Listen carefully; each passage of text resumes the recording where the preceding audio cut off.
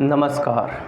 आज कल जैसा कि मैंने आप लोगों को बताया था कि किस प्रकार से इस देश में और दिल्ली में 10% आबादी वाले लोग आपका वोट लेकर के सरकार में जाते हैं और फिर सरकार के पास जो हज़ारों हजार करोड़ का जो बजट होता है, जैसे मैंने आपको बताया था कि दिल्ली में 76,000 करोड़ का बजट होता है, उसमें 40,000 या उससे ज़्यादा करोड़ का हर साल वो ठेकेदारी के माध्यम से खर्च करती है।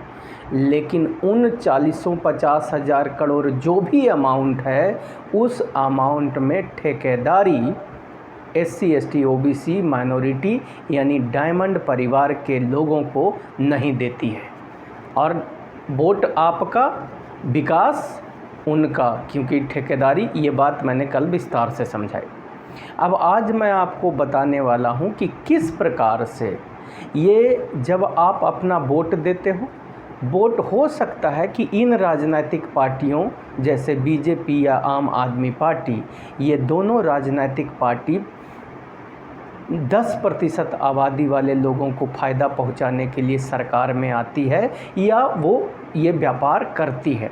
90% लोगों का किसी प्रकार से झूठ बोल करके, उनका इस्तेमाल करके, उनको गुमराह करके उनका वोट लेने का काम करती है, और उसके बाद जब सत्ता में जाती है तो वहाँ के रसूख से, वहाँ के पैसे का इस्तेमाल अपने मात्र 10% लोगों को फ़ायदा पहुँचाने के लिए करती।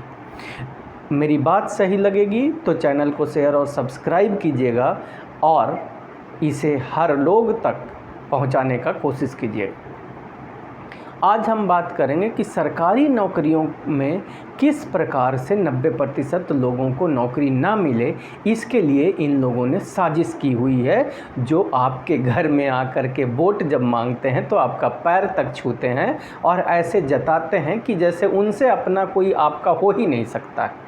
समझिए, देखिए, आप मान लीजिए कि दिल्ली में आम आदमी पार्टी को वोट देते हो।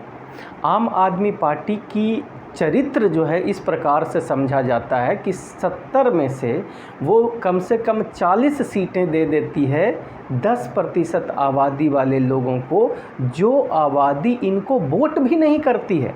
ये उनको दे देती है 70 में से 40 सीटें, और जो 90% आबादी आम आदमी पार्टी को वोट करती है उसको वो देते हैं 20 से 30 वोट सीटें। यानी पहला चरित्र उनका समझ में आपको आ गया। जो वोट नहीं देता है उसको 40 से 50 सीटें, और जो वोट देता है उसको 20 और 30 सीटें। समझ में आ गया। दूसरा समझाता हूँ।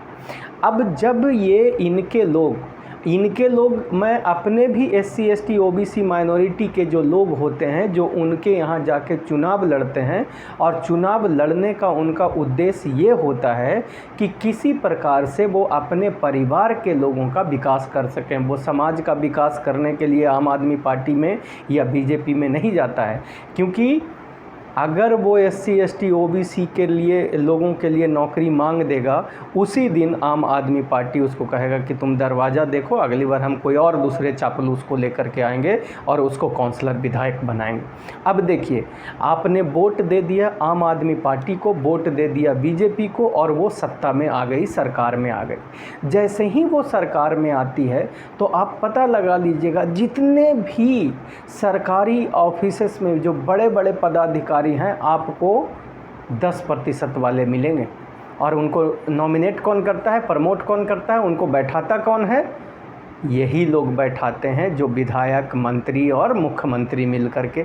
तो जब विधायक, मंत्री और मुख्यमंत्री 10% वालों का होगा तो बड़े बड़े पदाधिकारी भी उनके होंगे, जिन ऑफिसेस से, मान लीजिए कि दिल्ली में दिल्ली जल बोर्ड से नौकरी निकलती है, मान लीजिए कि दिल्ली में कोई और विभाग में नौकरी निकलती है, और उसका चेयरमैन, डायरेक्टर या मेंबर, जो बड़े बड़े पद पर लोग हैं, वो सारे 10% वाले लोग हैं। तो वो लोग क्या व्यवस्था कर देंगे कि चलो जी, एक ऐसा कोई गुमराह करने वाली चीज़ लेके आते हैं। एक रोस्टर सिस्टम ला दिया उन्होंने। उस रोस्टर सिस्टम में सीधा सीधा हिसाब है, जब 90% आबादी हैं तो 90 100 में 90 सीटें SC ST OBC माइनॉरिटी को मिलनी चाहिए। है ना, 10% वालों को मिलना चाहिए। लेकिन ये कुछ ना कुछ कहानी बना करके 100 सीट निकलेगा, आप देख लेना कोई भी वैकेंसी, उसमें से 20 से 30 सीटों में ये निपटा देंगे SC ST OBC को, और बाकी 50 से 60% सीटें लेके ये खुद चले जाएंगे। इसका मतलब 10% वालों को 60% नौकरियां आज के तारीख में मिल रही है, और जो 90% लोग हैं वो 20-30% में उनको निपटा दिया जा रहा है। तो तब मैं आपको समझा रहा हूँ, आज अगर आपका बेटा बेरोज़गार है, उसको सरकारी नौकरी नहीं मिली है, इसका कारण ये है कि आप आम आदमी पार्टी जैसी जातिवादी, BJP जैसी जातिवादी राजनीतिक पार्टियों को आप लोग वोट करते हो, और जब ये लोग सत्ता और सरकार में आते हैं तो ये क्या करते हैं, अपने लोगों को बड़े बड़े पदों पर बैठाते हैं, आपके बच्चों की सरकारी नौकरियों को ख़त्म करते हैं। आपके आरक्षण को ख़त्म करने के लिए ये क्या कर रहे हैं, प्राइवेटाइजेशन कर रहे हैं। यानी अब प्राइवेटाइजेशन में क्या होगा, आप बहुत सारे लोग जो मुझे सुन रहे हो, आप सरकारी नौकरी का मतलब आप ठेकेदारी पे अब नौकरी करते हो, खास करके क्लास 4th, जिसमें कि 83% नौकरियां सरकारी होती थी, अब वो सारे को प्राइवेटाइज कर दिया गया। क्या है, कोई देख रेख करने वाला, कोई गेट पे गार्ड, कोई ये कोई वो, जितने भी 4th क्लास की नौकरियां थी सबको प्राइवेटाइज कर दिया। और कैसे किया, सरकार का पैसा एक ठेकेदार बैठा दिया, वो ठेकेदार भी उनके लोग हैं 10% वाले। अब वो 10% वाले क्या करेंगे, सैलरी तो आपकी बनती है 20,000 रुपया, लेकिन वो आपको कहेंगे 10,000 में काम करना है, मैं दूंगा तुम्हारे अकाउंट में 20,000, लेकिन तुमको 10,000 नगद ला करके मुझे दे देना है, ताकि मैं पकड़ा ना जाऊं, और अगर इस शर्त के साथ तुम मेरे साथ काम करना चाहते हो मेरी कंपनी में, तो हम तुमको रखेंगे।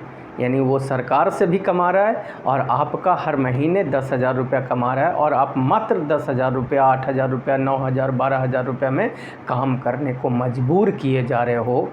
इसका मतलब आपके बच्चे पढ़ने लिखने के बाद भी अगर बेरोज़गार हो रहे हैं, तो इसके लिए ज़िम्मेदार आप खुद हो। आज के बाद आपका बेटा हूँ, आपका भाई हूँ, एडवोकेट प्रवीण कुमार भारती, आपकी चिंता करता हूँ। मैं आपको बताऊँगा आने वाले विधानसभा चुनाव में, बाढ़ के चुनाव में किसको वोट करना है। अगर अपने लोगों को, यानी डायमंड परिवार के विकास की विचारधारा को समझने वाले लोगों को वोट किए, तो आपका एक भी पढ़ा लिखा बच्चा बेरोज़गार नहीं रहेगा, ये मेरा दावा है। जय भारत, जय संविधान, जय डायमंड परिवार।